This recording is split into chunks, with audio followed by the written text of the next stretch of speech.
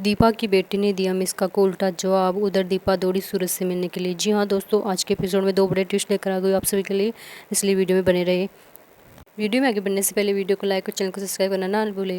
Episode की शुरुआत होती है जहाँ पे हम देखते हैं कि सूरज और मिस्का उसकी बेटी के साथ में कैंप में आए हुए होते हैं, जहाँ पे सूरज का फ़ोन डिस हो जाता है तो सूरज अपना फ़ोन रूपा को दे देता है। रूपा उसे चार्ज करने के लिए ले जाती है, तभी वहाँ से रूपा अपने घर पे चली जाती है फ़ोन को चार्ज करने के लिए। वही दूसरी तरफ जहाँ पे कैंप लगा हुआ होता है, वहाँ पे सूरज देख रहा होता है रूपा को कि वो कितनी देर में आएगी। तभी वहाँ पे मिस्का आती है और पूछती है क्या हुआ सूरज। तो सूरज बोलता है कि वो बच्ची मेरा फ़ोन लेके गई है, अभी तक आई नहीं। मिस्का बोलती है कि तुमने उसे अपना फ़ोन क्यों दिया। सूरज तुम्हें पता नहीं है, यहाँ के लोग बहुत ख़राब है, बहुत चालाक है, वो लड़की चोर है, तुम्हारा फ़ोन लेके चली गई।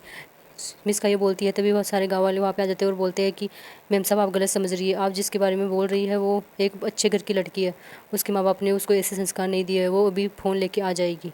सूरज गाँव वालों की बात से सहमत होता है और बोलता है कि हाँ मिस्का वो भी आ जाएगी, मेरा फ़ोन है, मैं कुछ भी कर लूँगा, तुम्हें चिंता लेने की ज़रूरत नहीं है। इसके बाद में वो थोड़ी देर रुक जाते हैं, तभी मिस्का आके वापस बोलती है कि कहाँ है वो लड़की, मैंने बोला था ना सूरज की वो लड़की चोर है और तुम्हारा फ़ोन लेके चली गई। तभी वहाँ से रूपा आ जाती है फ़ोन लेके और रूपा को देख के सूरज खुश होता है। रूपा वहाँ पे आती है तो बोलती है ये लीजिए डॉक्टर साहब आपका फ़ोन। मिस्का बोलती है कि तुम फ़ोन क्यों लेकर गई थी और इतनी देर क्यों लगा थी।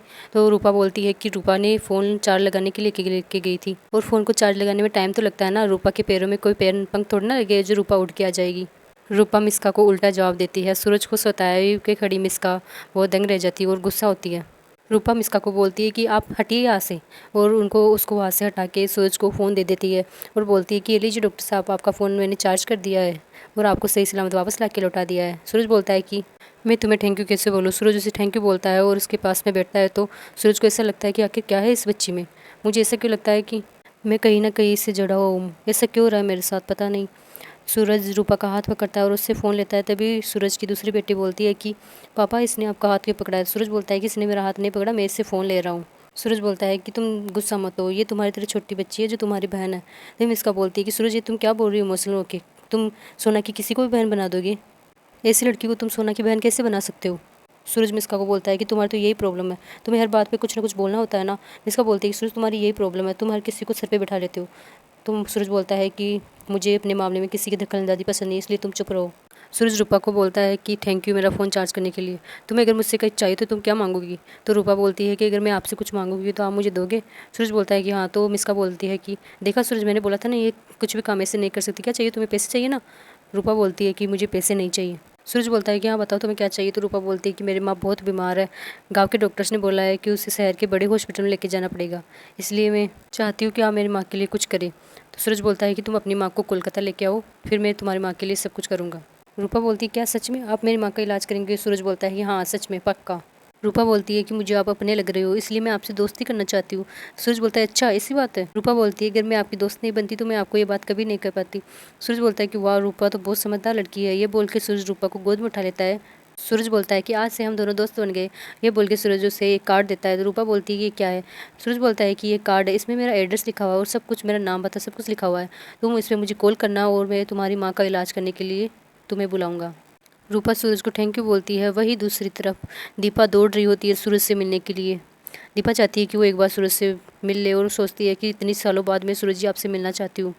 वही दूसरी तरफ सूरज जब रूपा को गोद में उठा लेता है तो उसकी दूसरी बेटी जो सोना बहुत गुस्सा हो जाती है। सूरज बोलता है कि क्या हुआ, तुम गुस्सा क्यों हो। सोना बोलती है कि मुझे आपसे बात नहीं करनी है, क्या छोटी बच्ची है जो आपने इसे गोद में उठाया। सूरज बोलता है कि देखो ये छोटी बच्ची है तुम्हारी तरह, इसलिए मैं इसे उठाया हूँ। रूपा बोलती है कि तुम तो बड़ी जल कुकड़ी हो, मैंने तुम्हारे पापा गोद में क्या आ गई, तुम तो बहुत जलने लगी हो, मेरे गोद में आने से तुम्हारे पापा के मेरे थोड़ी ना हो जाएंगे। इस बात पे रूपा नीचे उतर जाती है। तो मिस्का बोलती है कि बहुत हुआ सूरज, इससे कुछ मजाक, अब चलो, यहाँ के रास्ते भी खराब है और शाम भी हो रही है, इसलिए चलो। तो सूरज बाहर जाने लगता है। रूपा को बाय बोल के जब सूरज बाहर जाता है मिस्का और सोना के साथ में, तो गाँव वाले बोलते हैं कि डॉक्टर साहब हम आपसे एक बात बोलना चाहते हैं। कल हमारी काली माँ के मंदिर में एक मेला है और वहाँ पे पूजा भी है, तो कल आप अगर हमारे मंदिर में दर्शन के लिए आते हैं और मेले में आते हैं तो बहुत अच्छा होगा। आप अपने परिवार वालों के साथ में और सभी के साथ माना, हम आपको निमंत्रण दे रहे हैं। तभी मिस्का बोलती है बहुत बहुत शुक्रिया, लेकिन अभी इनके पास में टाइम नहीं है। तभी रूपा की बहन बोलती है सोना की पापा मेला होगा तो मैं भी आना चाहूँगी। सूरज उसकी बात पे हाँ बोल देता है आने के लिए। सूरज बोलता है अगर वक्त मिला तो पक्का आऊँगा, और वहाँ से चला जाता है गाड़ी में बैठ के।